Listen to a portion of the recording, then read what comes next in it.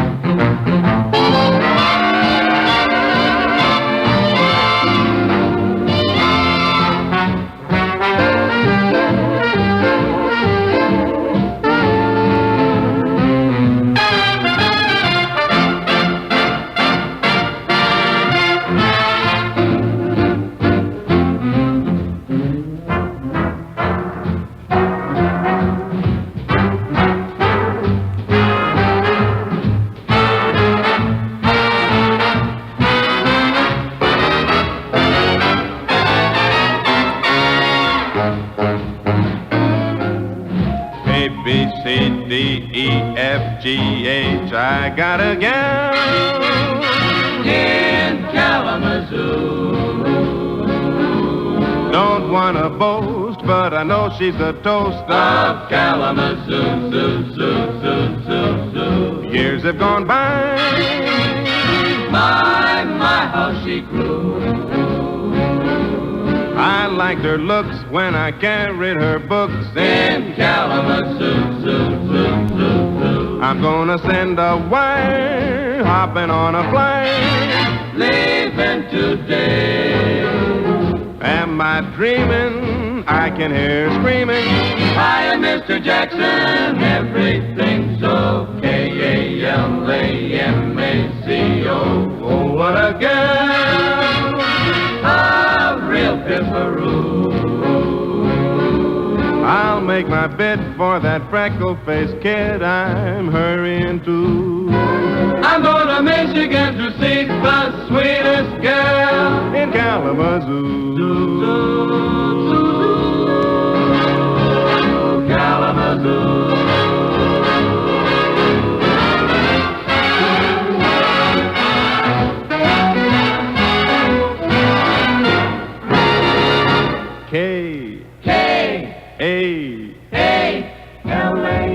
K-A-L-A-M-A-Z-O.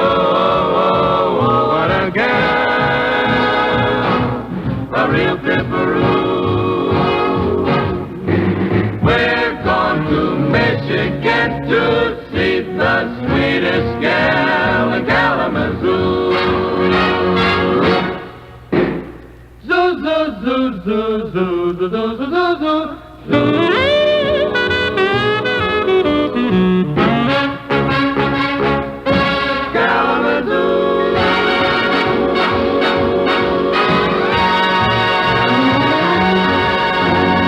Kalamazoo, featuring the voices of Tex Beneke, Marion Hutton, and the Modernaires. A million-selling record made on the 20th of May, 1942, just as the band was ending its work on the Orchestra Wives film. The Mac Gordon-Harry Warren compositions for that film dominated recording session number 67 in the Hollywood studios of RCA Victor.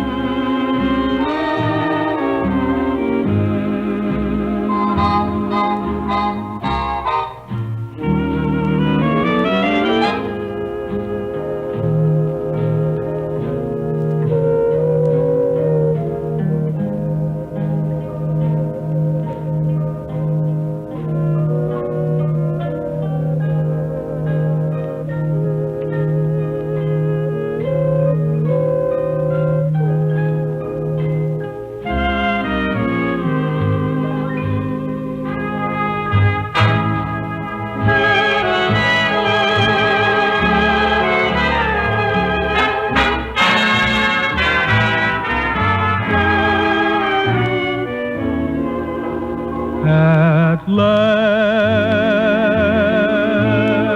last, my love has come along.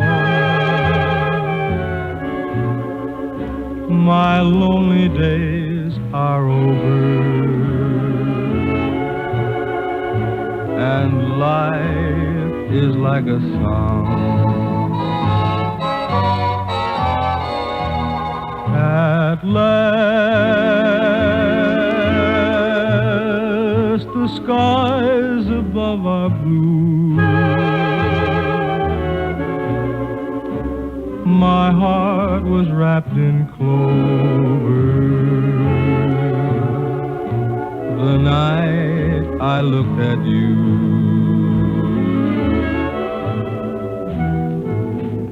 I found a dream that I can speak to, a dream that I can call my own. I found a thrill to press my cheek to, a thrill I've never known. You smiled, and then the spell was cast, and here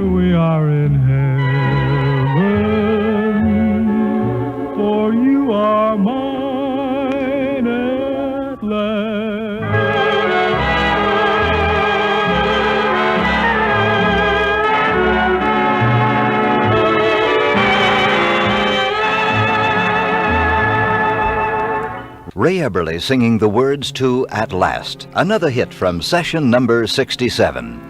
Trombonist Paul Tanner remembered Glenn Miller was featuring his own trombone playing less and less. We all learned a lot from him, and he didn't play a lot of solos because he knew if he played a ballad solo, he was going to be compared to Tommy Dorsey, and he knew if he played a jazz solo, he was going to be compared to Teagarden or somebody, so he played section work, and he was a good, strong trombone player, and I learned a lot from him, I really did, and so did the other fellows.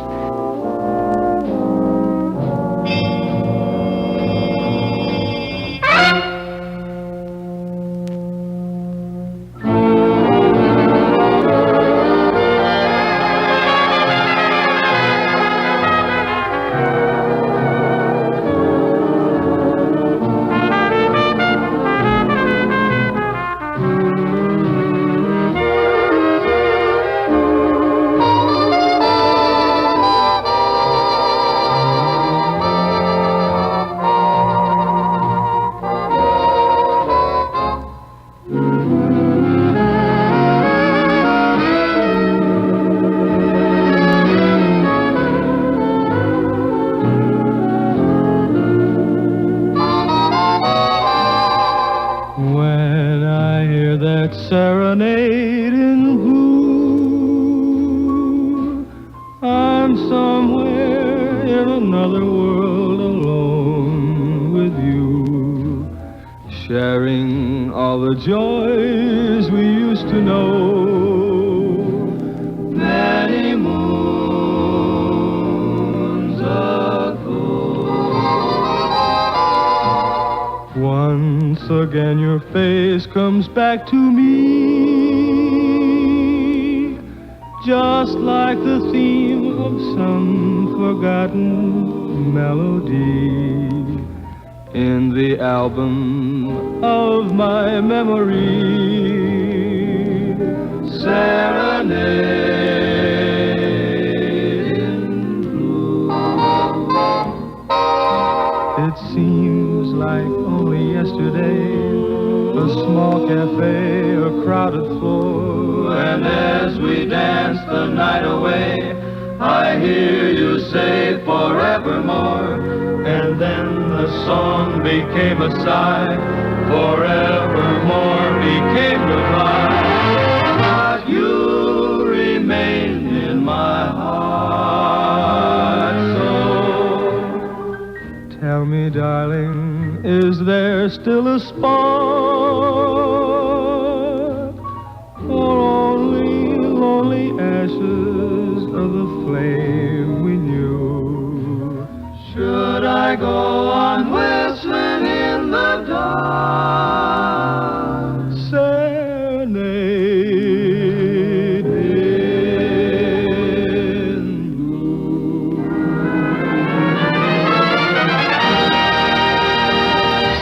Kalamazoo, At Last, Serenade in Blue. 3 of the 5 sides from recording session number 67. Within a week, filming would be finished, and the band would take the eastbound Union Pacific, playing in military installations in the central states. The commercial broadcast would continue. Over 100 radio stations were now carrying live broadcasts by Glenn Miller, Memory Maker.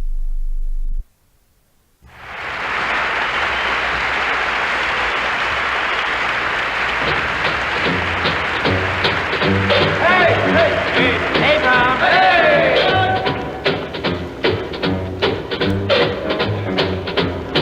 Hey, stop!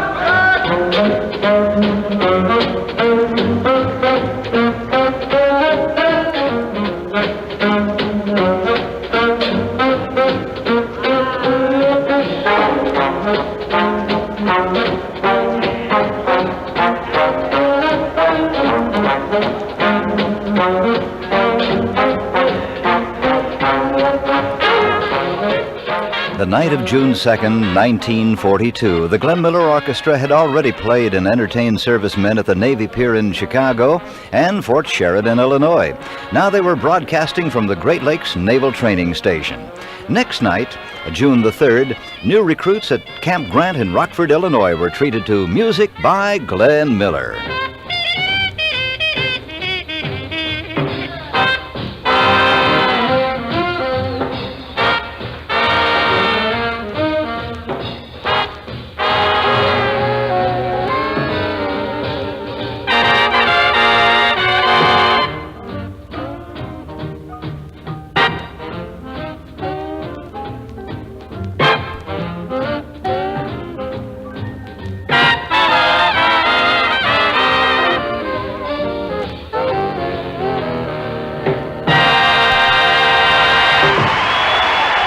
following night, the Miller Band would put on another show at Fort Custer in Battle Creek, Michigan, then a series of one-nighters. The Trianon in Toledo, Lakeside Park in Dayton, Myers Lake in Canton, the Sunset in Carrollton, before returning to New York. But the visits to Army and Navy bases may have already left their mark on Glenn Miller, Memory Maker.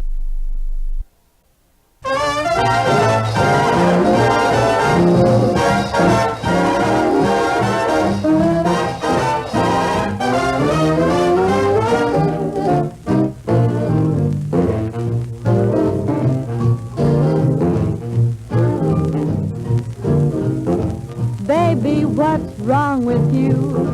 I can't get along with you. When it comes to romance, you're never in the mood. I say yes, you say no. I say stop, you say go. Lately, honey, I can't understand your attitude. If you don't thrill me like you used to thrill me, that's sabotage. You don't kiss me like you used to kiss me, that's sabotage. When you hear sirens screaming, those be alert alarm. Don't run helter-skelter, there's a bomb-proof shelter in my arms. If you don't thrill me like you used to thrill me, that's sabotage. Some fifth-column jerk did his dirty work and changed your mind about me. I can't sleep, I've got to keep my FBI on you. 'Cause if you've been untrue, that's sabotage.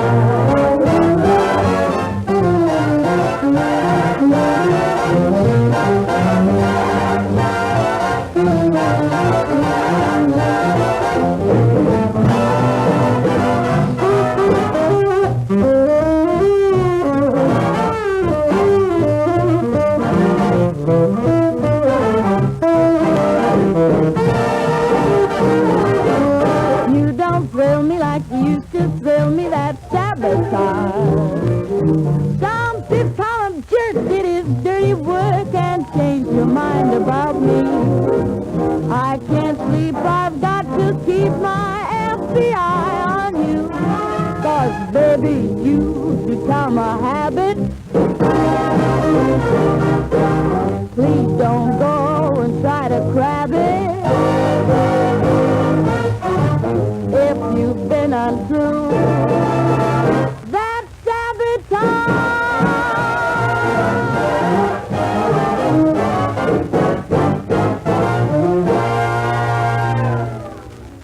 Recording session number 68 was held in New York City, June 17th, 1942.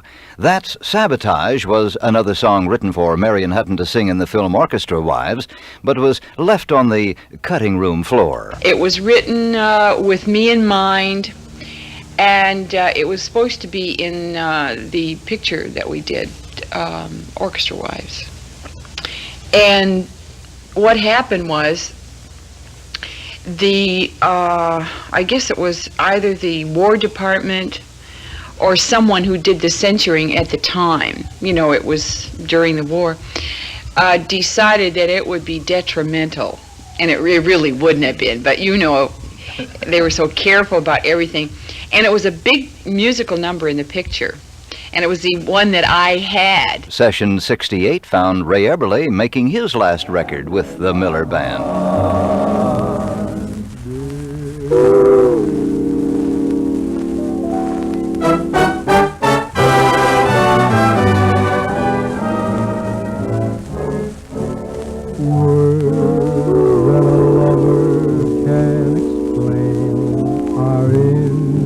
Yesterday's gardenias, we said goodbye to happiness, but not yesterday's gardenias. So I try to recapture the rapture of one night of bliss and press yesterday's gardenias with a kiss.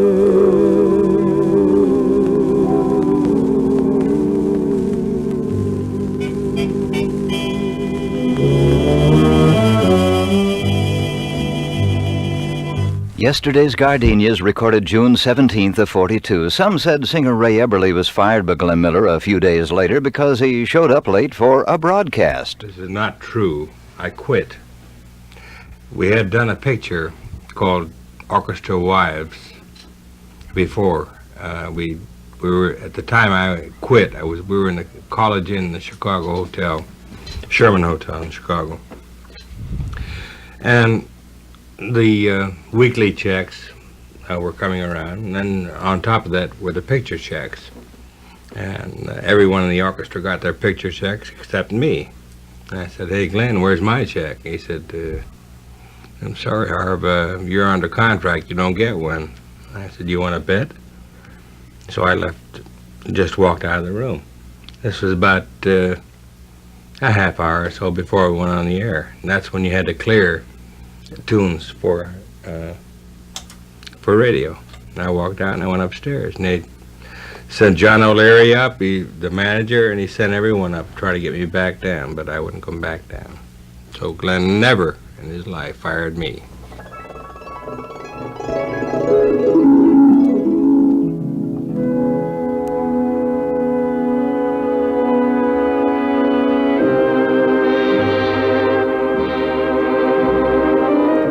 Of Glenn Miller's 71 commercial recording sessions as leader, we have now heard from 68. This is Chuck Cecil with those original recordings, something representative from each of those sessions, plus interviews with the musicians, singers, and arrangers who helped make the records for Glenn Miller, Memory Maker.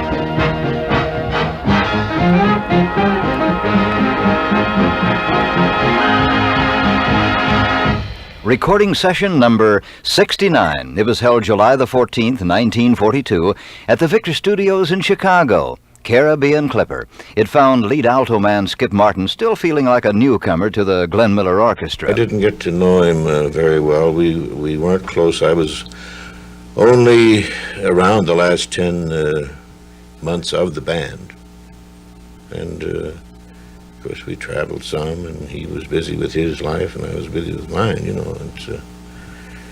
And I will say that he had good musicians.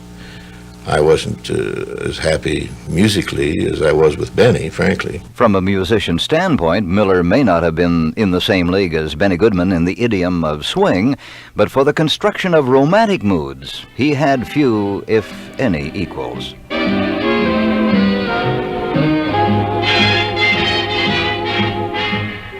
Nothing could save me, fate gave me a sign. I know that I'll be yours come shower or shine. So I say, dearly, dearly beloved, be mine.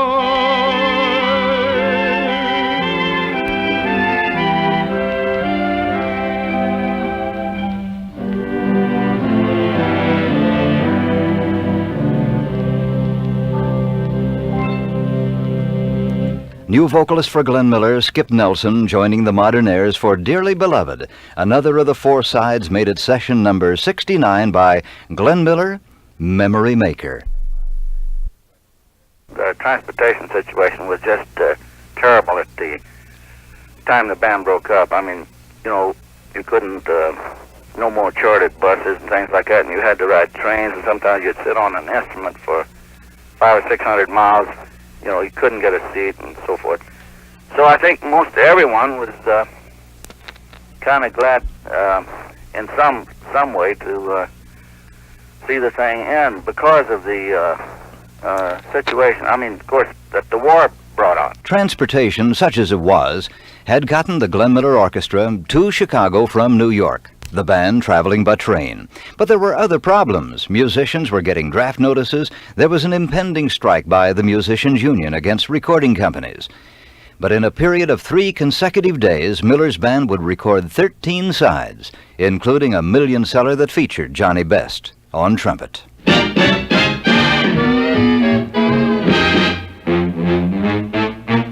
Mopping up soda pop rickies to our heart's delight. Dancing to swingaroo quickies, jukebox Saturday night. Goodman and Kaiser and Miller help to make things bright. Make some hot licks with vanilla, jukebox Saturday night. They put nothing past us, Me and Honey Lamb, making one Coke last us till it's time to scram. Money, we really don't need that. we make out all right. Letting the other guy feed that jukebox Saturday night. After sipping a soda, we got a scheme. Somebody else plays the record machine. It's so easy to say pet names when you listen to the trumpet of Harry James.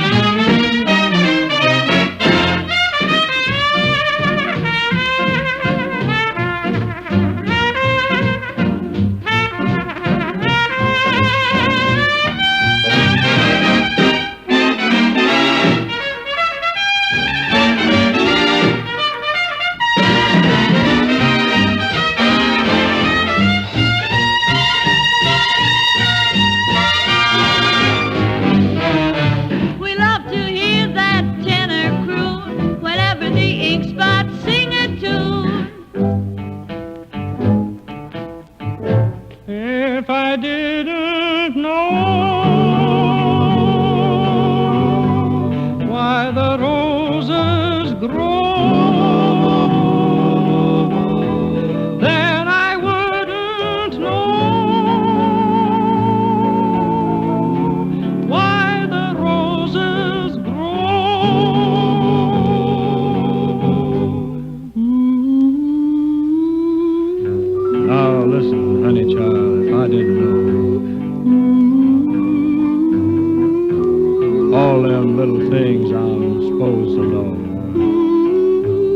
and I sure would be a sad man if I didn't know. Boom, boom, boom, boom, boom, boom, boom.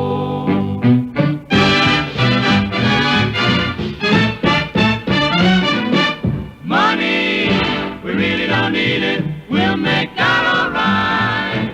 Let me out the guy feed that jukebox Saturday night.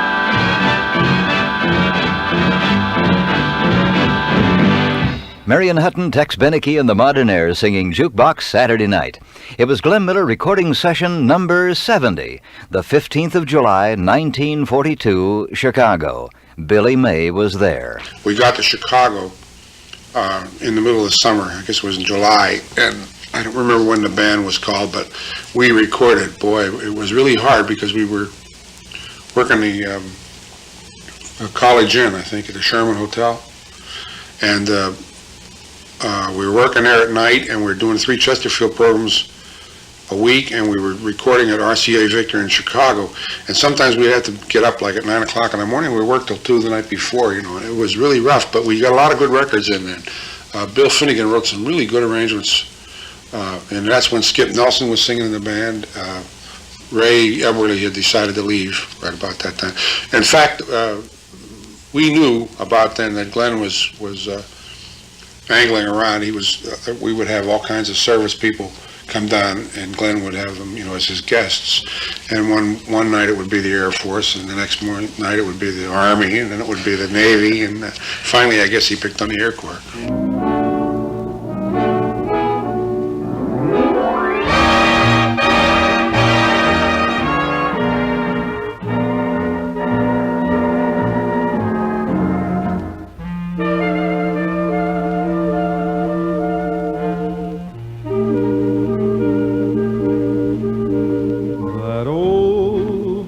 Magic has me in its spell. That old black magic that you weave so well. Those icy fingers up and down my spine. The same old witchcraft when your eyes meet mine. The same old tingle that I feel inside. And then that elevator starts its ride. And down I go, round and round I go, like a leaf that's caught in the tide. I should stay away, but what can I do? I hear your name, and I'm aflame with such a burning desire that only a kiss can put out the fire. For you're the lover I have waited for, the mate that fate had me created for. And every time your lips meet mine, darling, down and down I go, round and round I go, in a spin, loving the spin I'm in, under that old black magic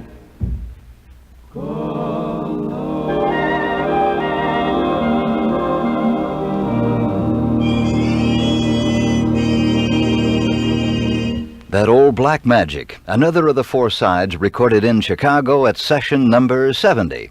there would be one more civilian recording date the following day in the career of Glenn Miller, Memory Maker. For a Glenn Miller Orchestra, recording session number 71 would be the last for his civilian band. It was still Chicago, July 16th, 1942. Numbers recorded: I'm Old-Fashioned, A Pink Cocktail for a Blue Lady, Rainbow Rhapsody, Sleepy Town Train, and a Bill Finnegan arrangement of Gershwin's Rhapsody in Blue. I just used the main theme, and it's the most familiar theme, with just a little touch of the beginning of it, to try and suggest the whole thing without getting in deep, that's all. And you knew Bobby Hackett would do the cornet solo? Yeah, Bobby was a great asset to that band. I don't like to take credit for that solo because I was only reading what Bill wrote. And we know how well he wrote. So all I did was read it and try to put a little extra something into it. I hope it came out all right.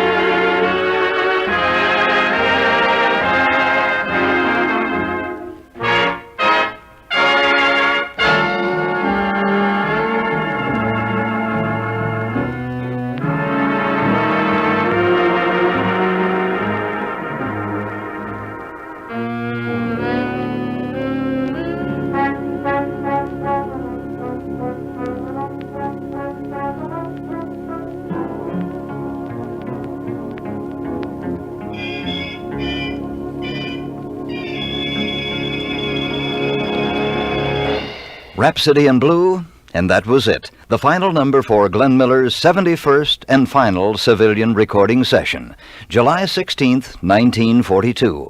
Pianist Chummy McGregor had been on every session except the first two. His 5 years of close association with Miller gave him some insight into why Miller would give up the nation's most successful dance band and join the service. Full-blooded Americanness, the will to stand up and be counted, to protest against the machinations of a devil like Hitler that moved him to enlist. He didn't have to go. He was over the age. He had all the selfish reasons in the world not to go, but he went. He was going to get his 2 cents worth in or else. For his 2 cents worth, Glenn Miller would give up millions of dollars in motion pictures and recording contracts. Before going on to active duty, there would be a few more personal appearances and broadcasts, which will continue our story of Glenn Miller, Memory Maker. From Chicago, the band traveled to Detroit, Buffalo, Akron, Youngstown, Pittsburgh, Hershey, Atlantic City, New York City, Shrewsbury, Lewiston, Bridgeport, Salem, New York again, then Boston, Philadelphia, and then September 23rd back in New York City for a broadcast. K-A-L-A-M-A-Z-O-O-O,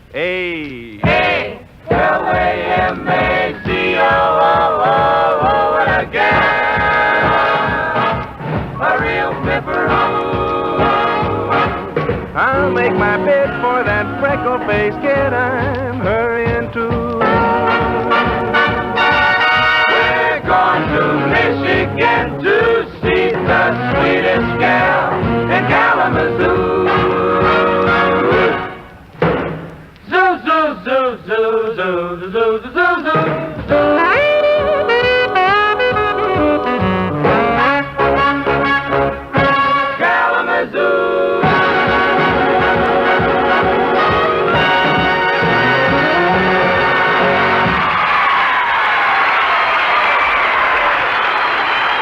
And that's Glenn's version of I Got a Gal in Kalamazoo. And speaking of Miller, we're proud to say that GM has joined the Army. And since he has to report for duty soon, tonight and tomorrow will be the wind-up of Glenn's Moonlight Serenade. Starting next week, in our regular spot, the nation's #1 trumpeter, Harry James, and his wonderful band will be playing for all you listeners. How about that, folks?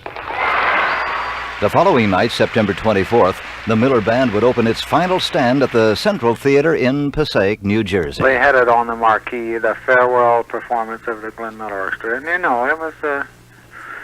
was kind of shaky, little, It would probably be no different today when something like that, as big as that was. You talk about people being #1 and they go down the drain, and that was probably the way it felt, that was the swan song, so to speak, It was a good feeling that at least you've been part of it for as long as it lasted. And it was a good feeling that the reason it was that it was ending, it was a kind of a good feeling too, because there were so many guys, and I'm convinced now that Glenn Miller was sincere in his desire to do what he did. There was no showboating that. Jim Priddy was in the trombone section as the band made its final broadcast for their sponsors at the Central Theater. One of the ink spots. If I didn't know. Boom, boom, boom, boom, boom, boom, boom.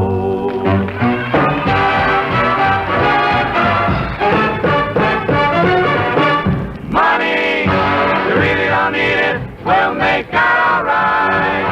Let the other guy feed that jukebox Saturday night.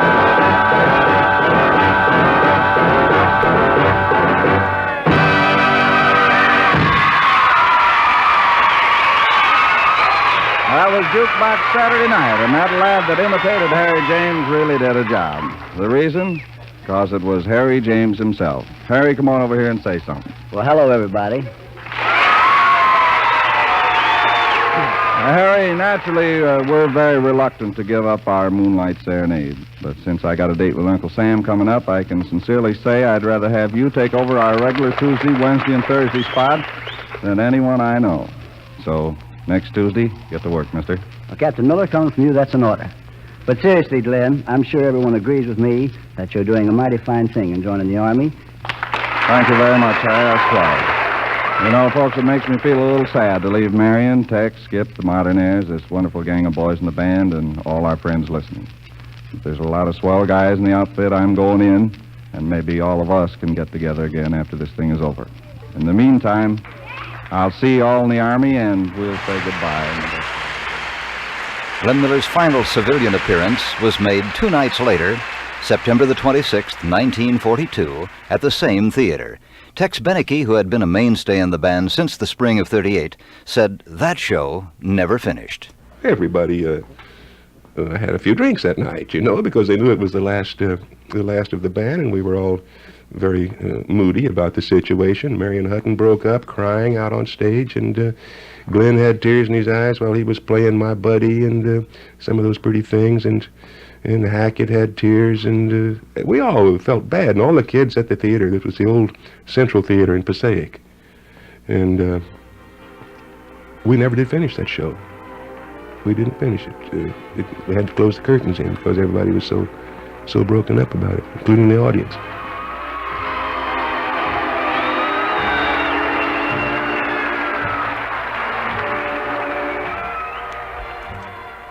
And so the orchestra of Glenn Miller disbanded.